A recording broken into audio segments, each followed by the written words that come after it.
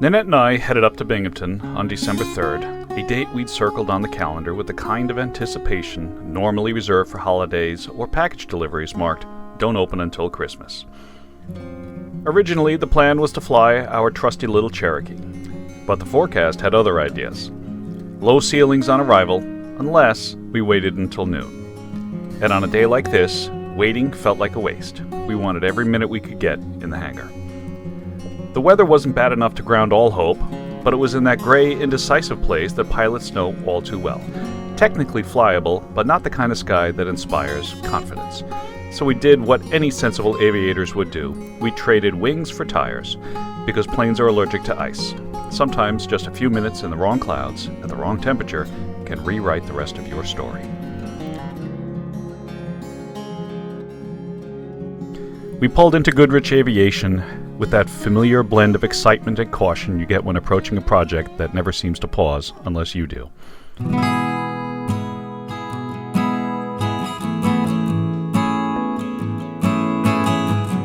Inside the hangar, the cold gave way to the kind of warmth you don't get from a thermostat. It's the warmth of people who care about what they're building, and care about the folks who show up to build it with them. Doug and the crew were already elbow deep in the day's work, surrounded by wings, tools, parts, paint, and the distinct smell of aviation sealant that sticks to your clothes and refuses to apologize for it. Nanette walked in with the same look she had every time we returned here, a mix of wonder, curiosity, and determination. It had been a while since her last visit, and an airplane building time, that's practically a lifetime. Projects shift, pieces move, new geometry appears where empty spaces once lived. The big task for the day, monumental really, was getting ready to attach the Rotax engine, the heartbeat of November Tango. If airplanes had a soul, it would live right there in that engine block. Light, powerful, efficient, and just intimidating enough to make you respect it. But before we could hoist the 916 into place, there were quite a few chores on the Firewall that needed attention. The kind of details nobody ever sees once the airplane is finished, but absolutely must be done right. And here's the thing, once the engine goes on, the space in front of the Firewall becomes the world's most inconvenient workspace. Every inch of clearance suddenly matters. You find yourself wishing for the hands of a 5-year-old, the flexibility of a circus contortionist, and tools designed by someone who understands that human bones do not bend that way. So today was all about staying ahead of future misery, tightening the things that would later be impossible, routing lines that would eventually be buried, and double-checking everything because the next time we'd see this part of the airplane, it'd be through a narrow gap between metal and regret. This wasn't just prep work, this was setting the stage for the moment the Rotax 916, the heart, the muscle, the motive power, would finally take its place at the front of November Tango. Now that we graduated from the build room to the hangar floor, we also graduated to a new sous chef. Eli handed us off and out came Matt, our guide for the next phase. Matt wasted no time in giving me my first real lesson in installing safety wire on the nose gear. On paper it looks simple, you twist, route, secure, but once you actually get into it, you realize there's a whole checklist happening inside your head. Direction of pull, twist rate, tension, making sure you've anchored it the right way. One wrong move and you're cutting it off and starting over. Fortunately, beginner's luck was on my side. I nailed it, well, if not slowly, on the first try, and didn't have to go head hung low for more wire. I didn't really have time to sit back and admire my handiwork. As soon as the safety wire passed inspection, Matt pointed me toward the next task, attaching the battery box and fuse box. On paper it's a 5-minute job, but in real life it's another masterclass in patience. After drilling the holes and rasping out the fiberglass to even everything up, I moved over to riv nuts, feeling pretty confident, maybe a little too confident. Another lesson was waiting for me. A little too much enthusiasm on the squeeze, and the threads tore themselves out of the riv nut in a perfect little spiral, a kind of corkscrew of shame. That's when Matt had to step in to save the day, gently reminding me that aircraft parts respond better to finesse than brute enthusiasm.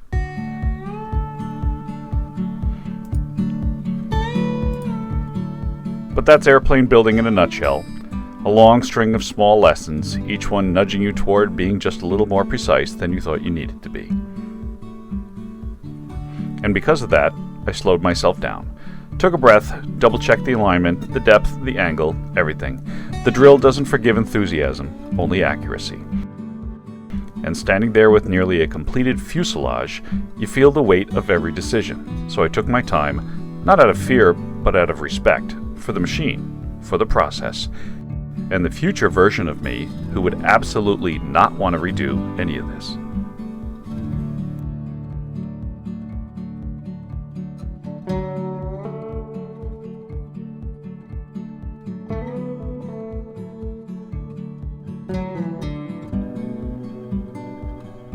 Well, I owe you guys an apology for this camera angle. My Nikon wasn't focused properly, and would look perfectly fine on that little screen in the moment. Looked considerably less fine once I pulled it up on the computer. Yet another lesson learned and another reminder that building an airplane and documenting it at the same time requires attention in more places where my attention was divided. With the Firewall finally prepped, it was time to start hanging things on it. Matt reminded me, very politely, not to scuff the almond-colored paint on the battery box with the drill. Naturally, I ignored that advice almost immediately. One careless move and, well, there went the paint. The black from the drill head made an indelible mark of shame. So to save the battery box from any further acts of accidental stupidity, we wrapped it in yellow tape like a crime scene, a bright, cheerful warning label for the man holding the tools. Now, every time I open up the cowling from here on out, this moment will be there with me. Not accusing, not forgiving, just quietly reminding me that impatience always leaves a signature, and airplanes have a very long memory.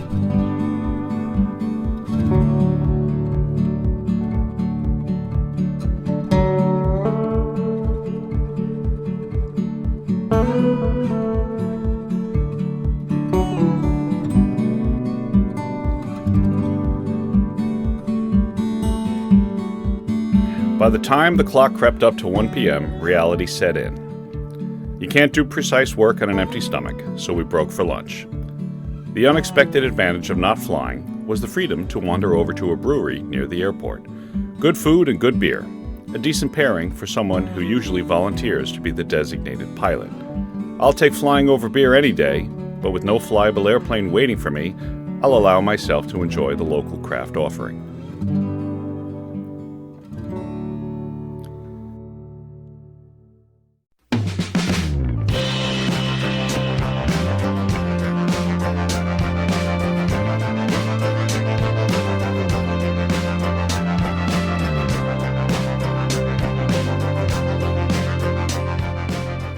When we returned to custom aircraft builders, the mood shifted.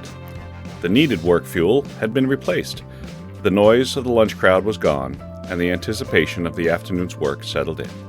The kind of quiet focus that tells you something important is about to happen. There were still a few things that needed attention before the engine could be mounted. We walked back over to it and was struck by how compact it all was. A small, tightly packaged wonder of modern engineering. This little engine represents a major piece of the puzzle, our ticket not just to the skies, but to everywhere the horizon allows. But contemplation only gets you so far. Airplanes aren't built on dreams nor procrastination, so we set our thoughts about the future aside and brought our focus back to the present, to the next task at hand. After a few words of instruction, Matt handed me the fuse box and pointed to the Firewall, my next assignment. This time, with the rib nuts installed properly, it went in without a fight, a small but satisfying victory. The two black zip ties you see in the coolant overflow box are temporary.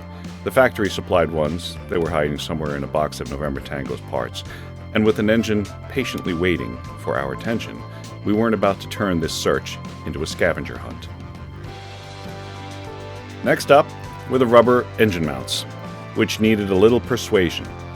A light coating of WD-40 to ease them into place before the engine went on. 4 firm mounts and 4 slightly less firm mounts, a total of 8, each with a specific location and purpose. Get them wrong and you invite a long list of consequences, which sounds something like side effects of some sort of medication on a commercial. such as vibration, noise, misalignment, component damage, and even mount failure.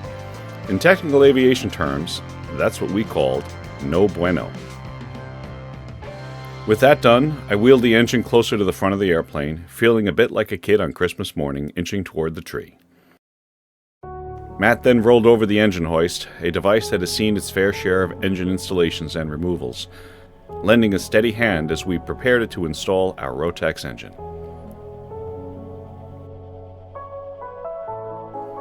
With Nanette's slightly smaller hands, she was tasked with placing the bolts into the required locations on the engine, an advantage in tight spaces that proved far more challenging for those of us with larger hands and fingers.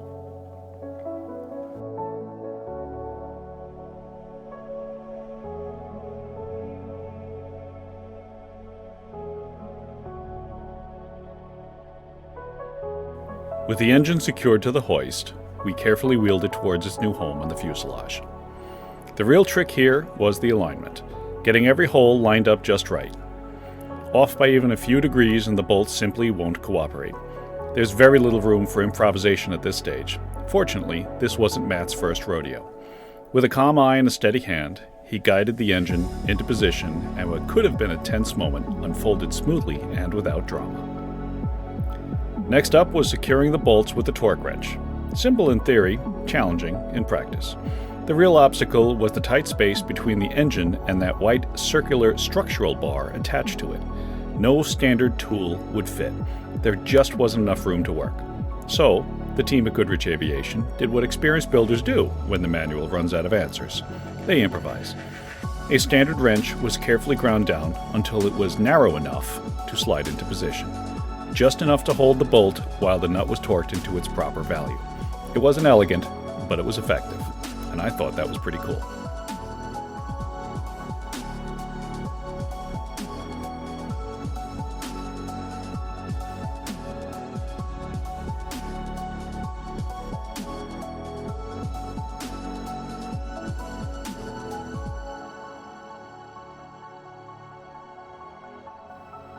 And after about 15 minutes, the proper use of a torque wrench, the engine was mounted and secured.